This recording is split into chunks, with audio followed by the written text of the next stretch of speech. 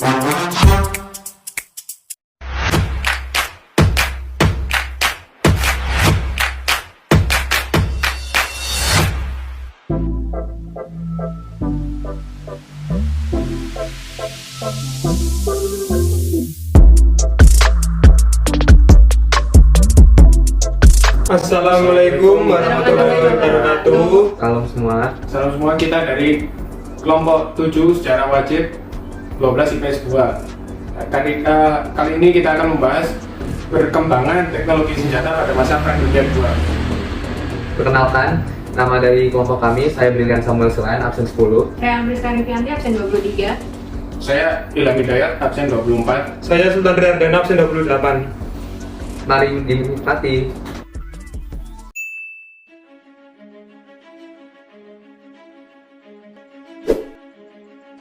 Kali ini saya akan menjelaskan kepada kalian yang pertama apa saja teknologi yang digunakan dalam Perang Dunia Kedua, terus apa akibat dari penggunaan teknologi persenjataan tersebut bagi masyarakat dunia. Nah, yang pertama dijelaskan dari awalnya, latar belakangnya. Perang dunia itu menimbulkan luka yang dalam bagi manusia. Banyak keluarga yang kehilangan saudara-saudaranya, banyak tentara juga mengalami trauma yang berkepanjangan. Semua sumber daya negara habis digunakan untuk kepentingan perang, persaingan hidup dan mati itu untuk memenangkan perang. Terbukti bahwa teknologi sudah maju yang dapat mengakhiri Perang Dunia Kedua, yaitu dengan dibuatnya bom atom, ataupun juga bisa disebut dengan nuklir, yang dijatuhkan di Hiroshima dan Nagasaki pada negara Jepang. Dari sini terlihat bahwa Perang Dunia Kedua membawa dampak positif terhadap revolusi pemikiran dan penemuan teknologi. Dampak yang sangat terasa yaitu pada teknologi persenjataan untuk perang. Kalau pada Perang Dunia Pertama masih digunakan senjata manual, kalau Perang Dunia Kedua itu sudah menggunakan senjata otomatis. Tahun 1930-an, Jerman membutuhkan negara lain dalam riset atom, dan kebanyakan ahli atom berasal dari Jerman atau Austria, yakni Otto Hahn, juga orang Jerman pertama yang melakukan pemecahan atom pada tahun 1938. Pada saat kekuasaan Hitler dalam menjalankan politik rasial, banyak ilmuwan Jerman keturunan Yahudi yang melarikan diri keluar Jerman atau Austria, seperti Albert Einstein, Lise Meitner, dan Gustav Hertz. Hal ini berakibat penelitian nuklir Jerman terlambat karena terjadi brain drain keluar Jerman. Mereka diusir keluar bukan karena keturunan Yahudi, tapi juga siapa saja yang tidak sejalan dengan politik Nazi dari Hitler.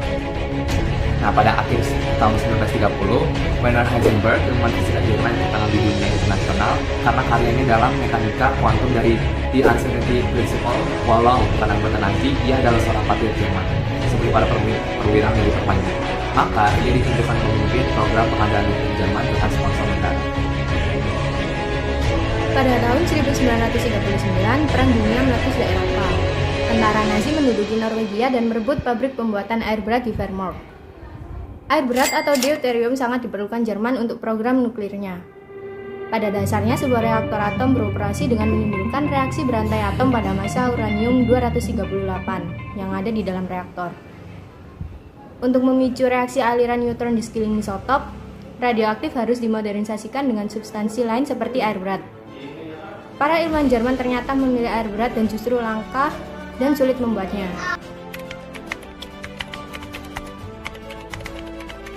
Yang pertama ada politik rasial. Hal ini menyebabkan ahli fisika dan nuklir keturunan Yahudi melarikan diri ke luar negeri atau keluar dari Jerman.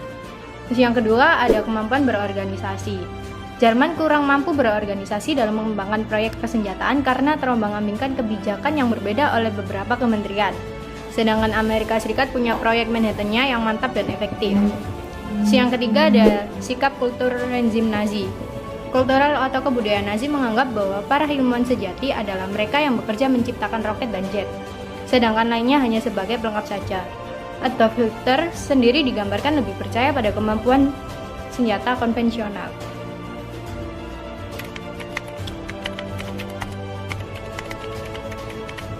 Selanjutnya adalah perkembangan teknologi persenjataan di Amerika.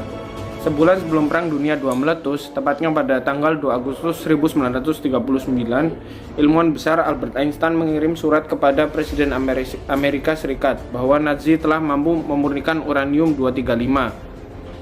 Mereka akan mengembangkan penemuan tersebut menjadi bom atom.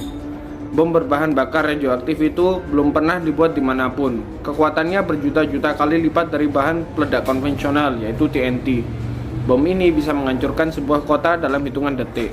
Berdasarkan penemuan-penemuan itu, dapat disimpulkan bahwa atom merupakan bagian terkecil dari sebuah materi dan dapat melontarkan energi yang amat besar. Proyek Manhattan dipecah dan dikerjakan di 37 tempat penelitian berbeda. Di antara tempat-tempat ini ada 3 tempat yang kemudian dikenal sebagai pusat penelitian atom, yaitu Hanford, Washington, Los Alamos, New Mexico, dan Oak Ridge, Tennessee. Hanya orang-orang tertentu saja yang mengetahui tentang tujuan akhir dari proyek ini. Begitu ketatnya rahasia proyek ini, sehingga banyak warga di sekitar wilayah yang akan dijadikan tempat penelitian dan pembuatan bom atom terpaksa harus dipindah ke tempat lain tanpa penjelasan yang rinci dari pemerintah. Lebih dari 100.000 orang dipekerjakan dalam pabrik-pabrik yang dibangun di Hanford. Banyak pekerja yang tidak diberitahu tentang apa yang mereka kerjakan. Orang yang mengerti proyek Manhattan lebih memilih bekerja tanpa banyak bicara daripada harus menanggung akibat yang sangat buruk. 6 tahun setelah surat Einstein diterima Presiden Amerika Serikat, kerja keras Proyek Manhattan akhirnya membuahkan hasil. Hal itu terjadi pada tanggal 16 Juli 1945. Uji coba ledakan bom atom pertama yang diberi nama Gadget dilakukan di Alamogordo, New Mexico. Akhirnya, pada pukul 5, Gadget meledak. Hans Betty, salah satu seorang ilmuwan dalam proyek Manhattan, melukiskan ledakannya seperti kilauan magnesium raksasa. Bola putih raksasa membumbung tinggi membentuk cendawan raksasa. Nah, sekejap kemudian cendawan itu berubah warna menjadi hitam dengan pekat berterbangan. Nah, ledakan Gadget ini diperkirakan setara dengan ledakan yang dihasilkan oleh 19 juta bom TNT. Nah, bom atom yang pertama ini mampu menjadi pembunuh massal yang kejam. Dengan melihat efek pemusnahan dari bom atom, maka bom ini tidak seharusnya digunakan dalam peperangan. Bahkan secara spesifik, para ahli itu merekomendasikan agar bom atom tidak digunakan untuk menyerang Jepang, karena dapat dibayangkan beberapa besar korban jiwa dan material yang ditimbulkannya. Untuk misi pengoboman ini, Amerika Serikat menyiapkan 2 bom atom. Bom pertama adalah Little Boy, dengan bom atom uranium berdiameter 28 inci, panjang 1200 inci, dan beratnya 8100 pon, dan kekuatan ledakannya setara dengan 20.000 ton bom TNT. Nah, adapun yang kedua adalah bom atom plutonium, yakni Fat Man. Bom atom ini berdiameter 20 inci, panjang 10 kaki 8 inci, dan berat 10.800 pon. Tepat pada hari yang ditentukan, Little Boy diangkut sebuah pesawat pembom B-29 dari Pulau Tinian, Pasifik Selatan.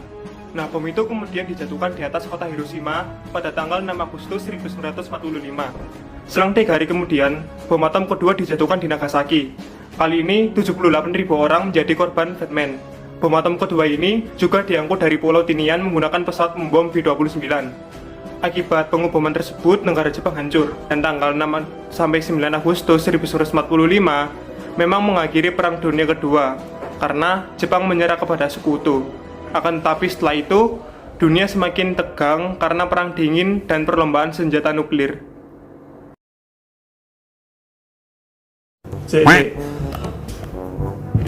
Ini masih BTS nggak sih? Masih saya. Selanjutnya adalah SNM.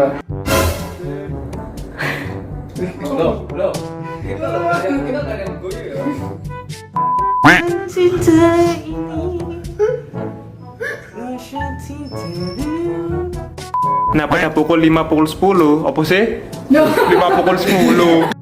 bahwa pengawasan dan arahan penuh. Cuma mungkin malu balik, Mbak.